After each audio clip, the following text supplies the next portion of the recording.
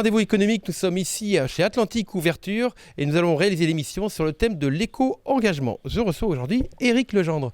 Bonjour Éric. Bonjour Philippe. Est-ce que vous pouvez nous parler, donc vous avez un projet particulier, nous présenter votre projet en quelques mots et ensuite on verra de quelle manière il peut rebondir, résonner dans votre politique d'éco-engagement.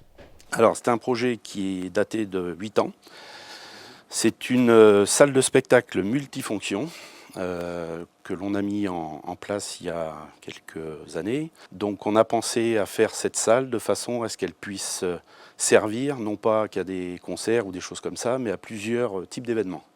D'accord. Donc sur la base de cette construction, on est parti sur des choses, on va dire, innovantes, telles que le traitement des eaux, la consommation électrique via des panneaux photovoltaïques, ou éoliennes, puisqu'on est toujours aussi dans ce domaine-là. Et donc le traitement des déchets aussi, qui est très important. Pour le parking des véhicules, on a pensé à faire plus d'espaces verts que de l'enrobé ou du béton, ce que l'on trouve partout aujourd'hui. Donc ce qui impacte quand même l'environnement. Et puis la biodiversité. C'est ça, tout à fait. Et donc nous on est parti sur ce projet, on est parti sur différents axes et on a mis ça petit à petit au fil du temps sur un projet global. Et justement aujourd'hui, je pense que la mise en avant de tout ça nous permettra certainement d'attirer des investisseurs ou des gens qui seraient intéressés par ce projet. Pourquoi c'était important pour vous, cette maîtrise de consommation d'énergie, de consommation d'eau? Pourquoi c'est important pour vous? Parce qu'aujourd'hui, il y a beaucoup trop de gaspillage. Je pense qu'il y a de la pollution déjà, dans un premier temps, du gaspillage. Il y a eu les années où on ne comptait pas, où on ne contrôlait pas, où on ne gérait pas. Aujourd'hui, je crois qu'on est dans une époque où on est carrément à l'inverse de tout ça. Donc je pense qu'il faut y penser. Les gens en ont pris conscience, je pense les constructeurs aussi. Donc nous, c'est important de travailler là-dessus pour pouvoir justement après aider et éventuellement développer ce type de projet partout en France. D'accord. Voilà. Cette salle de spectacle, elle sera installée où? Alors le premier plan que l'on a aujourd'hui, la première approche, c'est justement sur Vigneux de Bretagne. D'accord, on est sur Vigneux de Bretagne. En fait, c'est une salle qui existe déjà, on peut le dire ou... Oui, bien sûr. C'est une salle qui existe déjà, qui a été fermée il y a quelques années. Donc l'emplacement est idéal. Et aujourd'hui, on est en contact permanent avec le propriétaire qui serait prêt à faire, je pense, des efforts en termes de vente par rapport à ça. On est sur 5 hectares environ. D'accord. 5 hectares, une salle multifonction. Oui, vous allez faire venir de nombreux artistes. Oui, il y a ça. C'est vraiment une découverte pour les Nantais, un nouveau projet. Parce que on va parler du Zénith. Le Zénith qui est une grande salle, mais on ne joue pas dans la même cour. Nous, on cherche plutôt la proximité au niveau des artistes. Être proche du public, c'est important.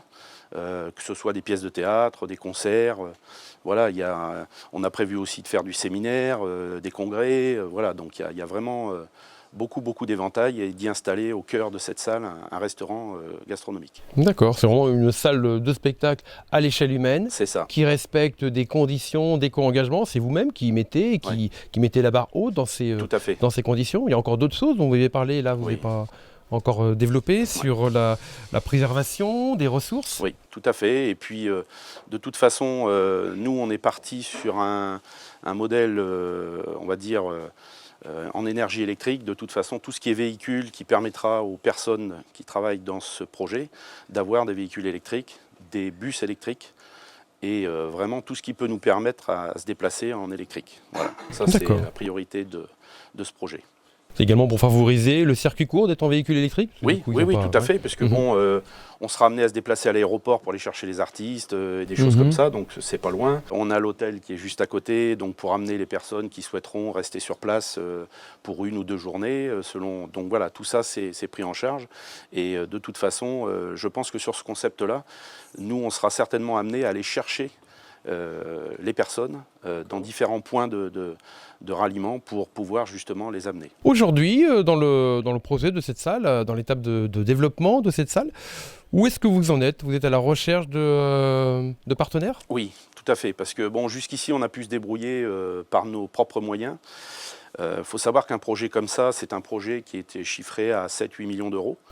Donc c'est quand même quelque chose d'important. Nous, jusqu'ici, depuis 8-9 ans, on a mis la main à la poche pour faire les différentes études, pour faire les différents plans, pour faire les différentes choses qu'il y avait à faire jusqu'ici.